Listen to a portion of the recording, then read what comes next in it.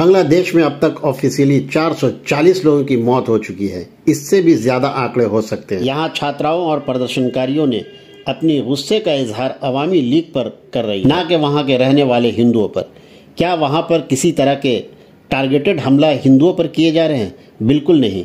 इसकी जानकारी दी है वहाँ के मुख्य सचिव बांग्लादेश ज्योति हिंदू माजोत गोविंदा प्रमाणिक ने। कुछ चैनल फेक न्यूज़, गलत अफवाहों का बाजार गर्म करने के लिए चला रहे हैं, जो मुल्क में नफरत फैले। गोविंदा प्रमाणिक ने कहा कि शेख हसीना के इस्तीफा और यहाँ से जाने के बाद हिंदू समुदाय को डर था कि उन पर हमले होंगे, लेकिन बीएनपी और जमात नेताओं ने हमें भरोसा दिया और प्रदर्शनकारी को हर मंदिर की रक्षा करने को कहा। उन्होंने वास्तव में पहरा दिया, जहां देखा गया कि हिंदू पर या मंदिरों पर हमला नहीं हुए हैं। अवामी लीग के हिंदू नेता के घरों पर हमले ज़रूर हुए हैं, लेकिन हिंदू और मुस्लिम के आधार पर नहीं। लेकिन मैं देख रहा हूं कि भारत में झूठे अफवाहें फैलाई जा रही हैं, हिंदू मुस्लिम किए जा रहे हैं। मैंने एक पत्रकार से कहा कि शेख हसीना की दूरदर्शा से इतने दुखी हैं तो शेख हसीना भारत में ही हैं। नरेंद्र मोदी को पीएम पद से हटाकर शेख हसीना को पीएम पद पर बैठा दें।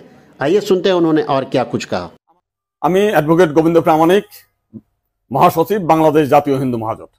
গতকাল বিকালে শেখ হাসিনার পদত্যাগের পরে এদেশের হিন্দু সম্প্রদায় মনে করেছিল যে তাদের উপর বিশাল একটা হামলা, লুটপাট, অগ্নিসংযোগের ঘটনা ঘটবে। কিন্তু গতকাল বিকালেই বিএনপি এবং জামাতের নেতারা তাদের নেতৃবৃন্দকে হিন্দুদের বাড়িতে হামলা, লুটপাট, অগ্নিসংযোগ যাতে না হয় এবং প্রত্যেক মন্দিরে যাতে পাহারা দেয় সেই ব্যবস্থা করার নির্দেশ দেয়। এবং গতকাল থেকে আমরা দেখেছি সেই পাহারা দিয়েছে। সাধারণভাবে হিন্দুদের উপরে বড় কোনো মন্দিরে কোনো হামলার ঘটনা ঘটে নাই।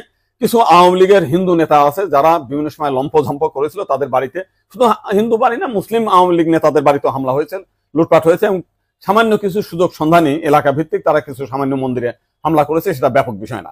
কিন্তু আমরা দেখলাম যে ভারতের রিপাবলিক এইটাকে নিয়ে ব্যাপকভাবে রুমার ছড়াচ্ছে, নানান কিছু মিলে উদ্ভট কথাবার্তা বলছে। এবং আজকে দেখলাম শেখ হাসিনার নিয়ে তারা কাহিনী তৈরি করছে, বঙ্গবন্ধুর স্ট্যাচু মানে ভাঙছে, সেটা নিয়ে তারা খুব দুঃখে সাগরে ভাসছে। আমার এক সাংবাদিক ফোন দিয়েছিলাম, তাদের বলেছি যে আপনারা যদি শেখ হাসিনার জন্য যদি এত কান্না আপনাদের মধ্যে আসে, তো শেখ হাসিনা ভারতে গিয়েছে, আপনারা ভারতের প্রধানমন্ত্রী নরেন্দ্র মোদীকে সরিয়ে শেখ হাসিনাকে আপনারা প্রধানমন্ত্রী হিসেবে ঘোষণা করেন। সে ভারতও রক্ষা করতে পারবে, আপনার সেভেন সিস্টারও রক্ষা করতে পারবে। আপনারা তো প্রতিদিন বলতেছেন যে শেখ হাসিনা না থাকলে ভারতে সেভেন সিস্টার থাকবে না। তো এইবার আপনাদের একটা বিশাল সুযোগ আছে, আপনারা শেখ হাসিনাকে ভারতের প্রধানমন্ত্রী করেন।